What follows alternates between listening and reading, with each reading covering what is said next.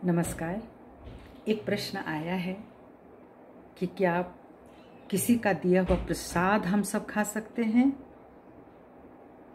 वह प्रसाद जो किसी ने भोग लगा करके हमें दिया हो, या हम किसी मंदिर में कोई दर्शन करने गया, वो लौट कर आया हो, मुझे प्रसाद दिया हो, कैसा प्रसाद हमें ग्रहण करना चाहिए?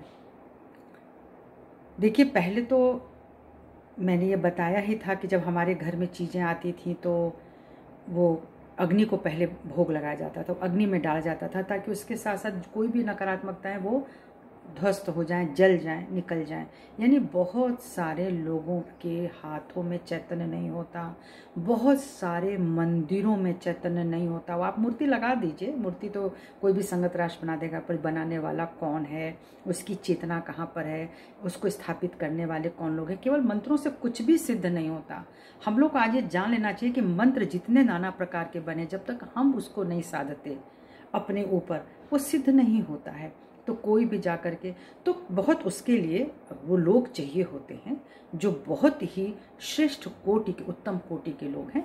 तो उन लोगों से अगर कोई प्रतिष्ठा, लेकिन ये जो जगह जगह मंदिर बन जाते हैं पैसा कमाने के लिए, उसका तो मैं शुरू से ही विरोध करती रही। वो पेड़ों के नीचे लगा करके और थोड़ा सा कुमकुम लगा दिया और सिंदूर लगा दिया और जल चढ़ा दिया, वहाँ से पैसा आने लगा। क्यों हुआ?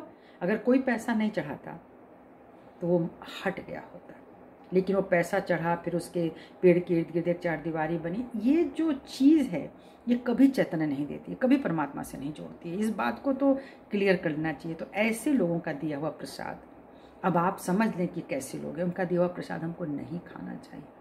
तो जो लोग तंत्रिज्म के वजह जो प्रसाद देते हैं, जो उनको हमको अवॉइड करना चाहिए।